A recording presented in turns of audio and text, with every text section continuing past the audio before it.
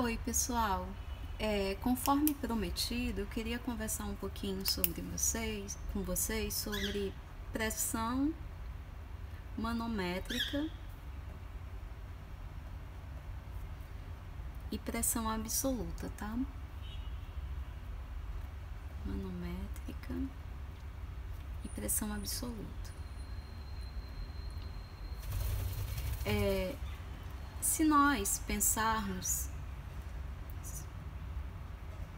que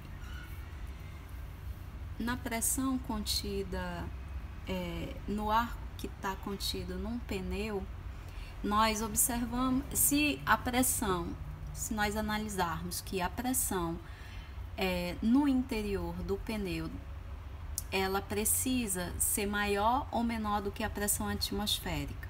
Bem, se ela for menor do que a pressão atmosférica, esse pneu ele não vai ficar firme, ele vai ficar murcho. Então, a pressão interna do pneu ela precisa ser maior do que a pressão atmosférica. Então, existe uma diferença de pressões. Diferença de pressão. E a essa diferença de pressão nós chamamos de pressão manométrica.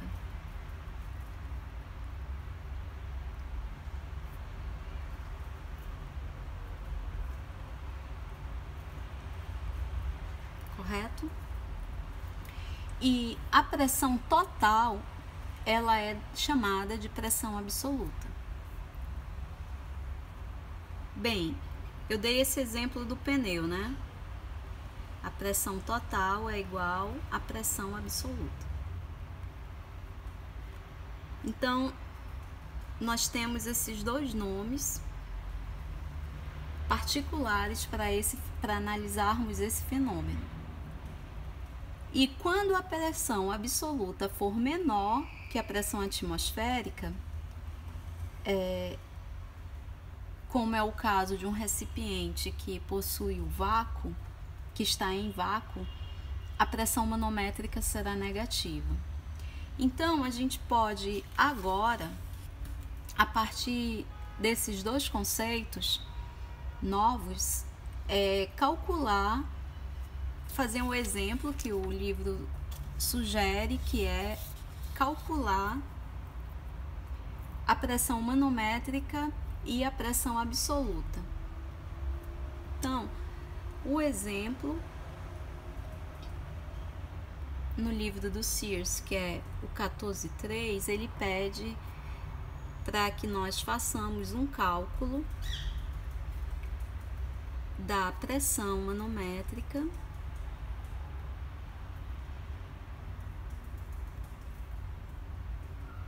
e da pressão absoluta.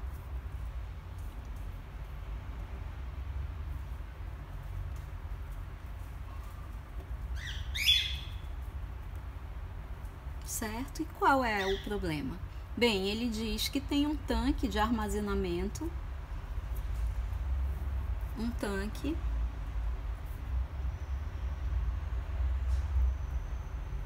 de armazenamento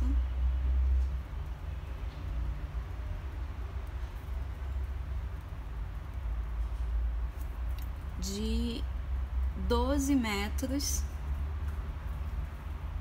de profundidade.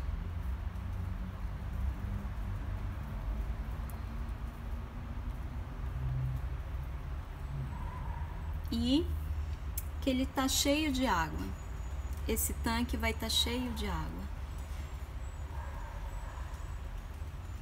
O topo do tanque ele está aberto ao ar, ou seja, o tanque ele tem 12 metros de profundidade e ele está aberto, certo, para o ar. Correto? Ele vai dizer o seguinte: qual é a pressão absoluta no fundo desse tanque e qual é a pressão manométrica nesse fundo aqui. Então, eu tenho essa altura. Bem, Nós vimos na aula passada que P é igual a P0 mais ρ GH, certo? Então, eu vou ter que a pressão que nós vamos calcular seria de 1 atm mais qual que é o ρ da água, né? O ρ da água é 1 vezes 10 ao cubo quilogramas por metro cúbico, certo? Então, a gente vai colocar aqui 1 vezes 10 ao cubo quilogramas por metro cúbico. O que mais que a gente tem? O G é o 9,8 metros por segundo ao quadrado. E o H é esse 12 metros que ele dá. Só que esse 1 atm, ele equivale, tá fora da nossa unidade aqui de trabalho. Então, ele vai ter que ser convertido para Pascal, que é 1,013 vezes 10 a quinta Pascal, né?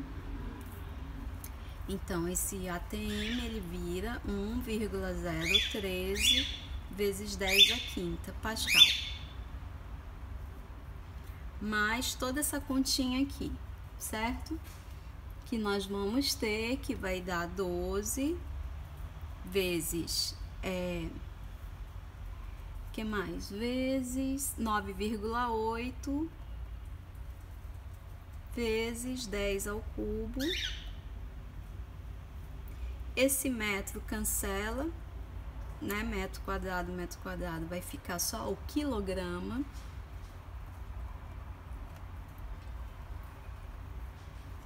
Peraí. Quilograma, metro segundo, né? Metro segundo ao quadrado. Que é o nosso Pascal, né? Isso aqui vai dar igual a mais 117,6 vezes 10 a 3 Pascal. E esse é o nosso 1013 vezes 10 a quinta. A gente vai colocar tudo na mesma ordem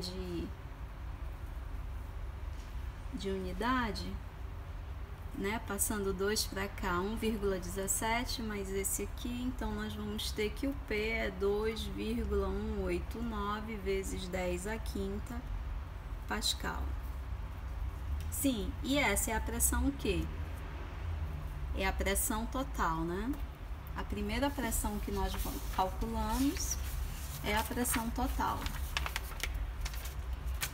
Essa aqui, nós vamos nos referir a ela como a pressão total. E quando eu pego essa pressão e uso só esse pedaço aqui sem a soma, ou seja, tiro a pressão atmosférica, né? Quando eu tiro a pressão atmosférica, que eu fico somente com esse lado aqui, 1,176, é a nossa pressão manométrica, tá? Então, a pressão manométrica, nesse problema, é sem somar a nossa pressão atmosférica. Então, ela é igual a 1,176 vezes 10 a quinta Pascal. E é isso, pessoal. Obrigada.